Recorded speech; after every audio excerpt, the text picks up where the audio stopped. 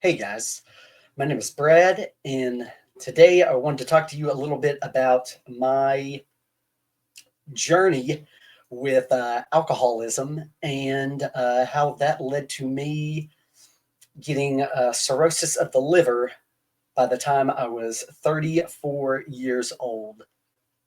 I have been drinking for a long time. I had my first beer, I want to say when I was either 14 or 15 over at a friend's house.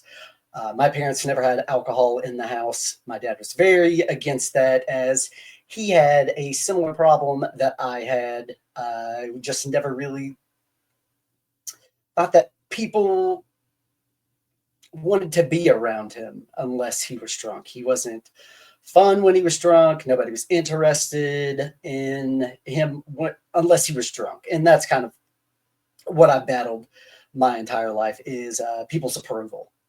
And I guess I only really felt that I had their approval and sometimes friendship when I was drunk. Around the time that I was 16, started driving. It's about the time where every weekend get together with friends, get drunk, do many of other things that we could get our hands on. And then, as we got to be seniors in high school, we'd get out on work release. That would get us out at like 1 or 2 o'clock in the afternoon. And some days when we didn't have to work, we just went over to our buddy's house and we'd start drinking at 2 o'clock in the afternoon. And so that just kind of snowballed into after I graduated, took some college courses, but partying was definitely top tier. Around the time when I was 19 years old, I started working at a restaurant in Gatlinburg, Tennessee, which was the only liquor store in the Sevier County area. Sevier County, Pigeon Forge, they were dry, but you could go up to Gatlinburg and get liquor by the drink and the liquor store. And so I worked at a Applebee's back then, and it didn't matter that I was underage. They didn't give a shit. We were drinking on the clock. People would do liquor runs whenever they got cut. And I'd always hand them money. They'd get me a bottle of whiskey, and that would be my night. And I would usually just drink it alone. I would drink it on the way home, get home, and continue. So that's really where I feel like alcohol started to take over. I remember I would get into some trouble around this time. There was one time where I went to my old job at the movie theater that I worked at whenever I was like 16, and I was so drunk driving home that I was like, fuck, I am hammered. I've got to stop somewhere and sober up. So I decided to go see a movie. But I had the liquor with me, so I had a Pepsi bottle, cracked it, drank a little bit of it, filled the rest up with whiskey, and off into the movie theater I went. Later on in that movie, my old boss would call the cops on me because I started smoking cigarettes inside the movie. I don't know how that was a good idea, but that's what I did. So not long after that, I moved to Middle Tennessee, to Murfreesboro, which was a college town. I didn't go to school there, but it was a big music campus. Lots of people went there for their music programs, stuff like that. And I had a couple of buddies that had moved there. So I figured, fuck it. I'll move out there and just see what happens.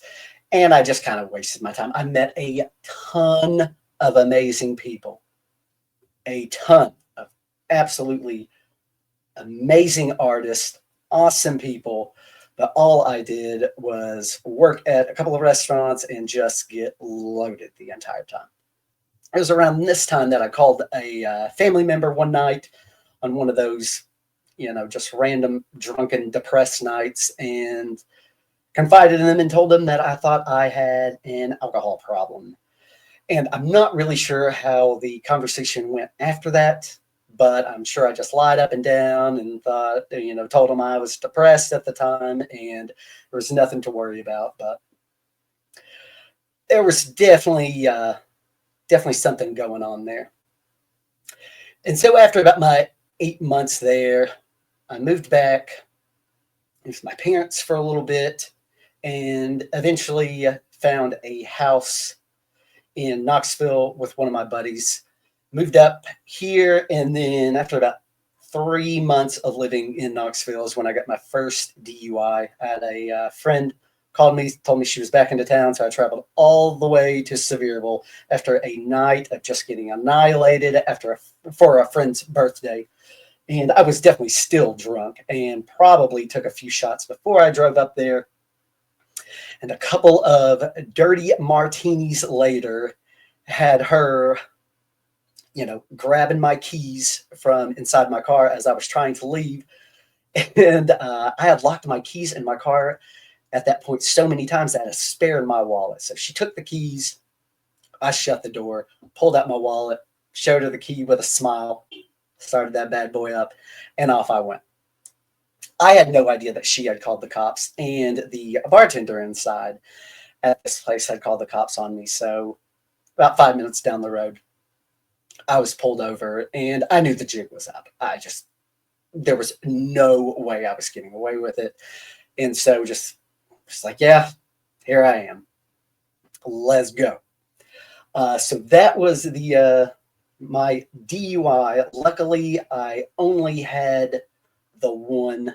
There was another point later on in life where I was in handcuffs and I was this close. But the bar I was working at the time had an officer that worked there on the weekends. So a friend of mine that was with me, she called him. They talked to the officer, or he talked to the officer. And luckily, I got to go free. Didn't get to drive, but I got out of that. So very thankful for that, because that would have really, really fucked up a lot of things. But onwards we go with the story. So throughout that time of me working at this bar, my alcohol intake just progressively got worse and worse and worse. Oh, let me backtrack real quick. Whenever I got pulled over and they got my blood alcohol content, it was a 0.27. I was annihilated. So that was pretty much when I found out that I was a functioning alcoholic. I was able to maintain. I was able to do my job pretty much whenever I needed to. I mean, there were definitely times where I slept through shifts and stuff like that, but for the most time, if I showed up, I could do the job, which was mostly just bartending, which is, if you work at the right bar, half of it's just getting drunk and talking to people. But so I was able to do whatever I needed to do, pretty much, and that included fucking driving everywhere, which I'm very ashamed to say, but it is what it is. So I battled that for a long time, and still the whole thing of, didn't think people liked me. I didn't think girls liked me. I only thought my friends wanted to be around me when I was drunk. And so that just left me with a lot of being alone and drinking in my bedroom by myself. Around the time that COVID hit, I'd gone through a breakup a couple of years probably before that, about a year and a half, maybe 2 years before that. That kind of sent me on a downward spiral, and it was all my fault, 100%. I even told her that I thought I was an alcoholic. She was, very understanding and wanted me to get help, but I lied, told her I wasn't drinking and stuff like that, and I was. I absolutely was the entire time. So she cut me off, which I completely understand. You can't make somebody get sober. That's one thing you got to understand. If they don't want it, they're not going to do it. And sometimes you can just push people away even further, like be family members or something like that. So sometimes tough love is the way to go, but sometimes you really have to walk on eggshells because it could just send them down even further. But so, yeah, by the time that COVID was in full swing, I was hitting the liquor store every single day.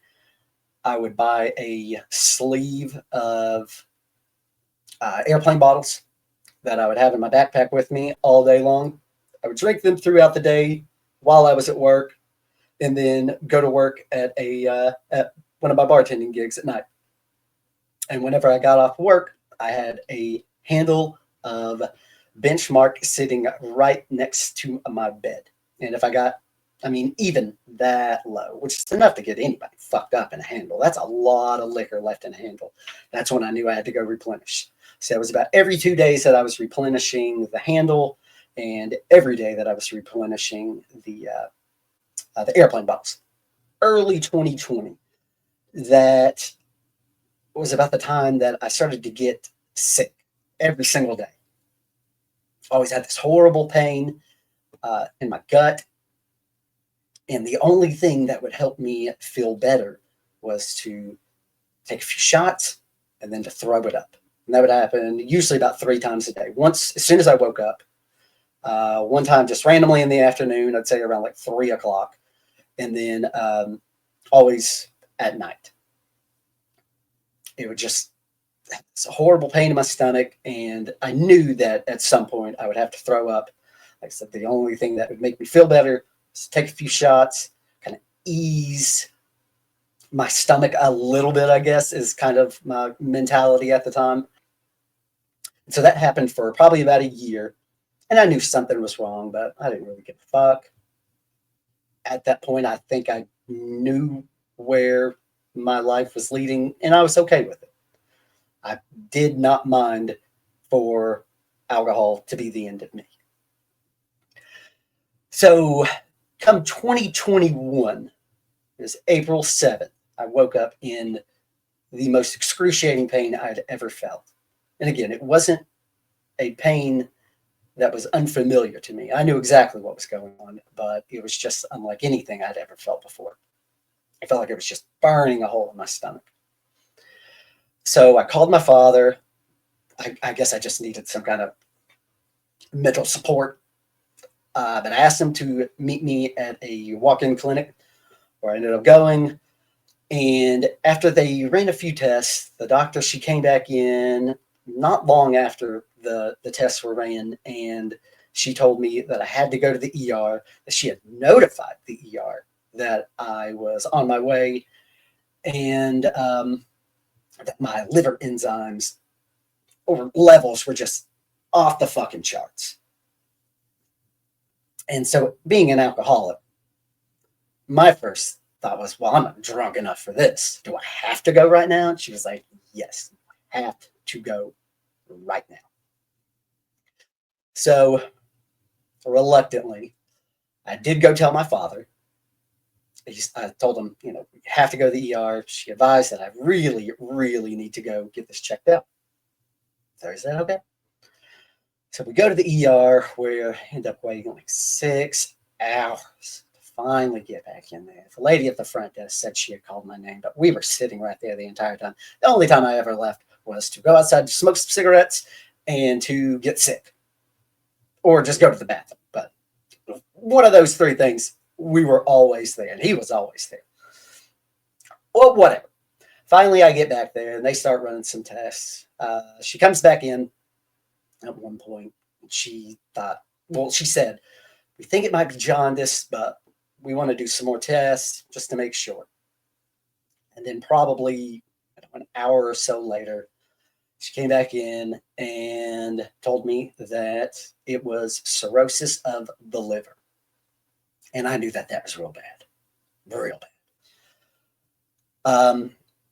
But she told me, luckily, they had a room available.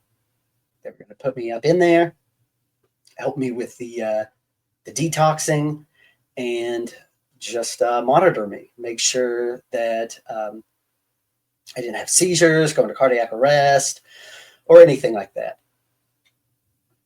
So at this point, I remember just being completely, really just void of any feelings and really embarrassed, obviously. I mean, what if I would have died from alcohol? How could I do that to my family? How are they going to tell people that he just fucking drank himself to death? You know, you only have one life, and that's the way you want to go out. My big reason for quitting was to not embarrass my family. I didn't want to put them through that.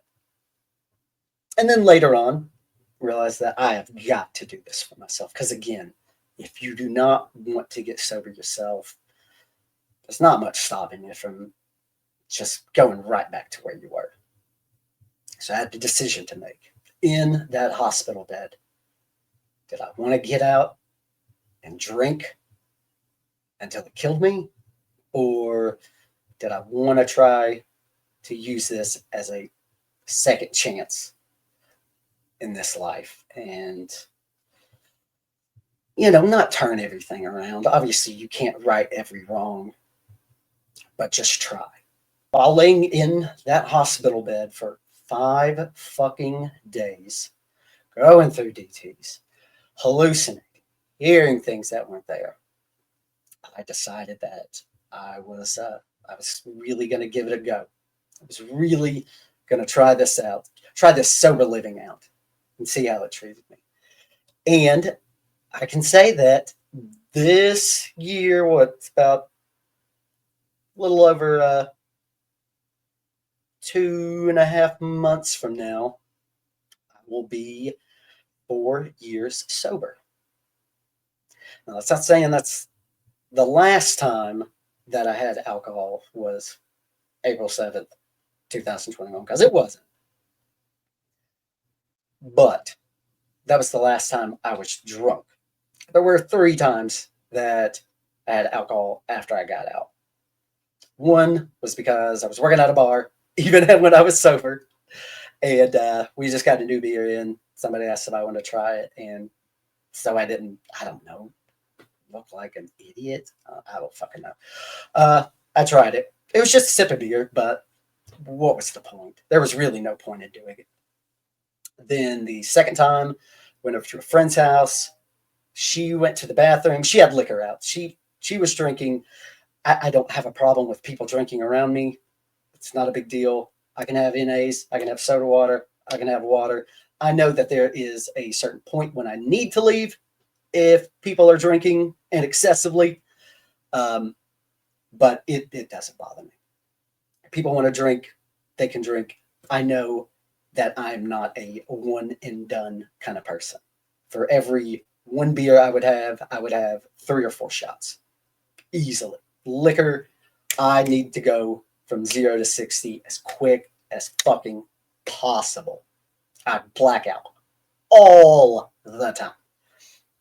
But so back to this story. I was over at a friend's house. She went to the bathroom. I just slammed 2 shots of vodka back to back. And at some point, soon after that, I was like, fuck, I got to get out of here. This is not going to end well. And then the third time was when my sister and I were going to a Chris Rock show here in town. She wanted to go have a drink beforehand. We went into a bar. I ordered a soda water. They gave me a vodka soda. Whatever. It is what it is. I didn't make a big fuss about it. I mean, they didn't even ID me. Well, whatever.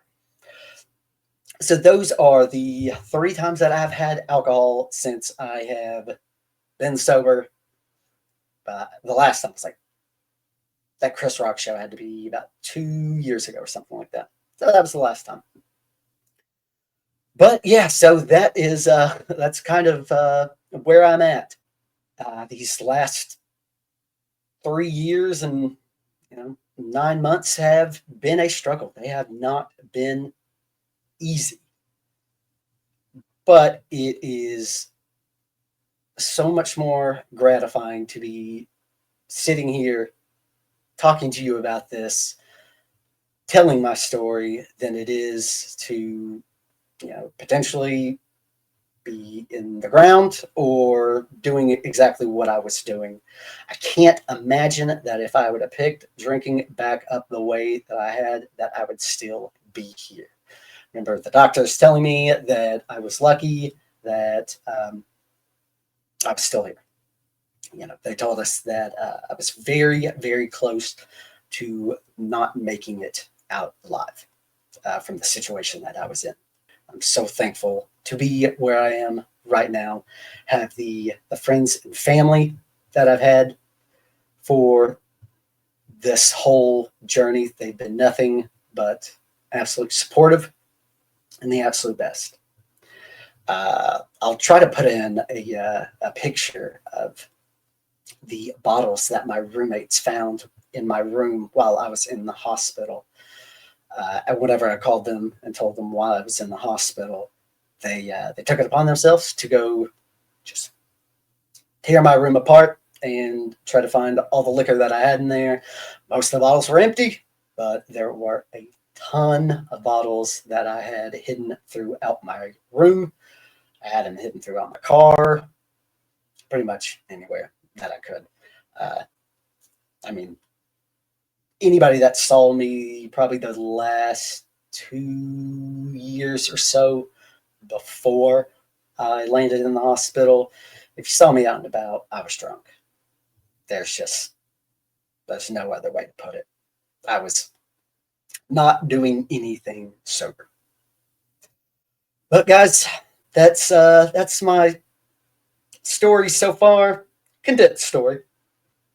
There's a lot more, but just kind of wanted to give you guys an intro, I guess, into my life. If you have any questions, please feel free dropping down in the comments. Let me know. I'll answer any and everything. Honestly, I'm an open book when it comes to this stuff. If it can help anybody out, then this has all been worth it. Guys, thank you all so much.